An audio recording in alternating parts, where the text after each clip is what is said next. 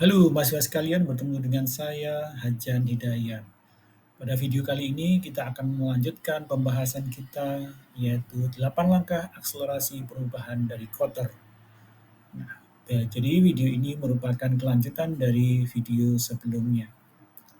Nah, tahapan yang kelima dalam 8 langkah manajemen perubahan Kotter adalah mendorong tindakan dengan menghilangkan hambatan. Jadi mahasiswa sekalian perlu dipahami dalam perubahan pasti akan ditemukan hambatan-hambatan di dalam proses perubahan tersebut. Nah, apa yang perlu dilakukan dalam hal ini? Ya, menghilangkan hambatan seperti proses yang tidak efisien, juga norma-norma kuno, ya, aturan-aturan yang eh, lama. Para pemimpin itu memberikan kebebasan yang diperlukan ya bagi karyawan untuk bekerja lintas batas dan juga menciptakan dampak yang nyata.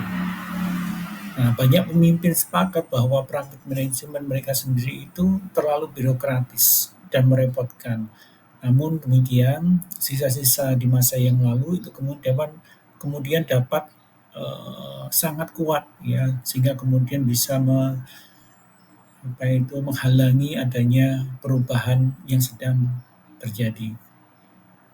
Nah, untuk mendorong tindakan dengan menghilangkan hambatan ini, harapannya bahwa kita dapat memiliki bukti yang nyata tentang inovasi ya dengan adanya hilangnya ya silo atau adanya hambatan-hambatan terkait dengan batasan-batasan unit di dalam organisasi ya dan cara-cara baru untuk bekerja sama. Mendorong tindakan dengan menghilangkan hambatan ini ya bisa kemudian kita mulai dengan mengidentifikasi hambatan-hambatan apa saja yang ada di dalam organisasi kita. Ya, seperti apa yang kita pikirkan ya, mengapa inisiatif sebelumnya itu gagal. Ya, perubahan-perubahan yang dilakukan itu gagal. Pada tahap apa perubahan itu gagal? Apakah inisiatif tersebut benar-benar berhasil atau berhenti di tengah jalan? Ya, selesai tapi kemudian ditinggalkan.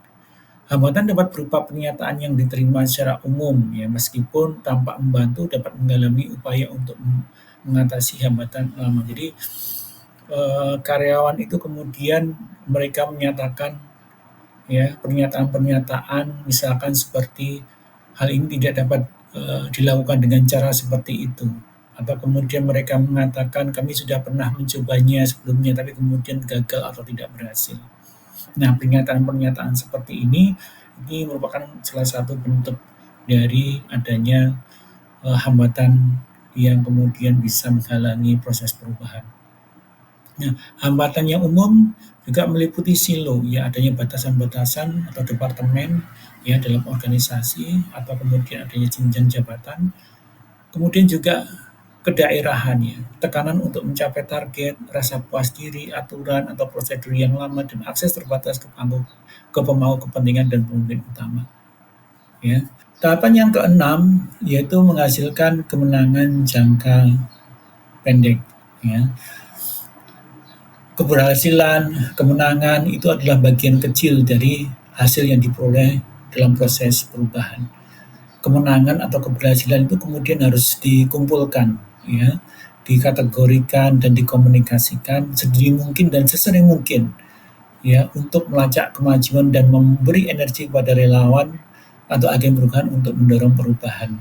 Jadi apapun ya kesuksesan atau keberhasilan ya meskipun kecil itu kemudian perlu untuk dikumpulkan dan kemudian dikomunikasikan ya untuk kemudian agar para agen perubahan dan juga karyawan itu kemudian bisa termotivasi dengan adanya keberhasilan tersebut. Kemenangan adalah apapun, yaitu baik besar dan kecil yang membantu Anda meraih peluang. Kemenangan bisa berupa tindakan yang diambil, jadi kemenangan itu bisa merupakan suatu bentuk tindakan yang bisa atau berhasil untuk dilakukan. Atau pelajaran yang dipetik, proses yang ditingkatkan, perilaku baru yang dilakukan, dan sebagainya. Nah, hasil dari keberhasilan jangka pendek ini itu kemudian berupa sejumlah data yang menceritakan ya kisah transformasi Anda dengan cara yang tervalidasi, ya bahwa memang kesuksesan tersebut adalah benar-benar atau keberhasilan tersebut benar-benar terdapat buktinya, ya terukur, ya bisa uh, diukur, ya dan kemudian juga berkualifikasi atau berkualitas. Nah, ciri kemenangannya efektif atau keberhasilannya efektif itu adalah kemenangan yang relevan dengan peluang yang ada di hadapan Anda. Jadi ketika ada peluang ya transformasi atau perubahan organisasi dan kemenangan itu relevan ya dengan apa yang menjadi tujuan kita, ya ini merupakan bentuk kemenangan atau ciri yang efektif. Bermakna bagi orang lain, ya jadi keberhasilan itu harus dilihat sebagai hal yang betul-betul bermakna ya bagi orang lain. Jangan sampai kemudian keberhasilan yang kita capai itu tidak dilihat sebagai hal yang bermakna atau hal yang bermanfaat bagi orang lain. Berikutnya adalah tidak ambigu, artinya harus jelas ya, terlihat dan nyata sehingga orang itu dapat meniru dan mengadaptasinya. Nah, keberhasilan atau kesuksesan yang kita raih itu kemudian harus benar-benar terlihat nyata, ya kemudian mendorong orang itu kemudian mau untuk meniru atau mengadaptasi adanya perubahan tersebut. Tahapan yang ketujuh adalah percepatan berkelanjutan. Nah, perlu bahwa dalam proses perubahan terus berjuang lebih keras ya setelah keberhasilan pertama itu berhasil diraih. Kredibilitas kita ya, yang semakin meningkat dapat meningkatkan sistem ya struktur dan kebijakan. Terus untuk gigih dalam mulai perubahan demi perubahan sehingga visi menjadi kenyataan. Ya, jadi dalam proses perubahan kita tidak boleh berhenti, tapi kemudian kita harus tetap ya gigih untuk berjuang bagaimana kemudian visi itu ya, atau yang kita cita-citakan itu menjadi kenyataan. Jadi Anda telah meraih beberapa kemenangan. Memang mudah untuk berhenti sejenak setelah merasakan beberapa keberhasilan. Sebaliknya, inilah saat untuk terus berjuang lebih keras dan menggunakan kemenangan tersebut sebagai momentum untuk mendorong perubahan lebih lanjut. Ya, jadi setiap kemenangan yang kita peroleh, kita kemudian tidak boleh terlena dan berhenti dengan kemenangan tersebut, tetapi kemudian kita tetap harus terus ya berlanjut memperjuangkan sampai kemudian visi yang kita harapkan itu bisa terwujud. Nah, dalam percepatan berkelanjutan ini harapannya setiap organisasi atau setiap elemen dalam organisasi memberi konfirmasi atas kesesuaian dan stamina organisasi. Hal ini memungkinkan penyegaran kembali misi dan membantu tim tetap berada di arah perubahan dari waktu ke waktu. Nah, jika kemudian urgensi atau tingkat pentingnya perubahan itu turun secara cukup dan momentum hilang, itu akan menghilangkan rasa puas untuk kedua kalinya.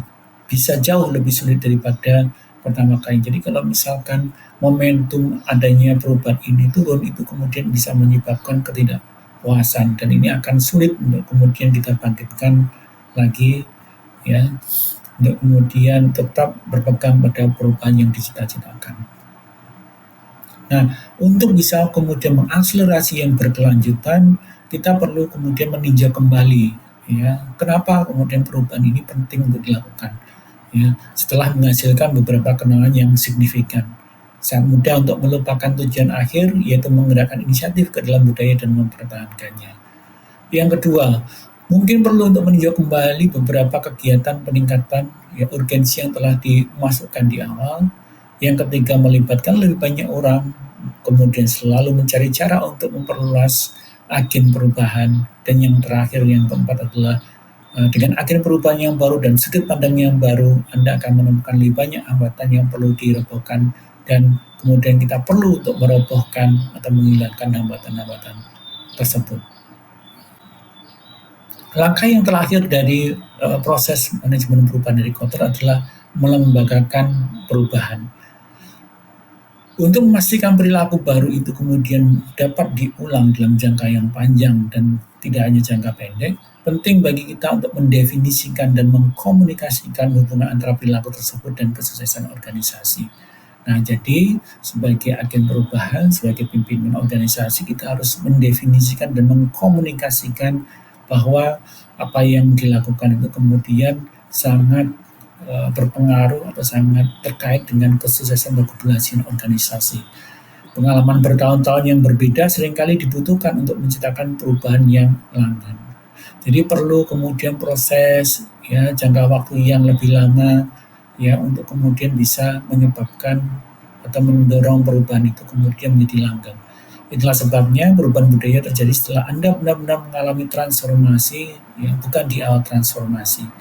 Anda pertama-tama harus membangun kekuatan dan merekam jejak pengalaman yang berlawanan. Budaya berubah setelah Anda berhasil mengubah tindakan orang, menghubungkan titik-titik antara perilaku baru dan kinerja yang lebih baik. Ya, jadi perubahan itu akan berhasil apabila kemudian cara-cara yang lama itu telah ditinggalkan dan kemudian cara-cara yang baru itu kemudian dilaksanakan dalam organisasi, ya, yang kemudian hal tersebut bisa menciptakan kinerja yang lebih baik. Nah, melembagakan perubahan ini hasilnya adalah diharapkan memiliki sistem ya dan proses baru yang memungkinkan organisasi itu bekerja dengan kecepatan, ketangkasan, dan inovasi serta berkontribusi langsung pada hasil bisnis yang penting yang secara strategis. Ya.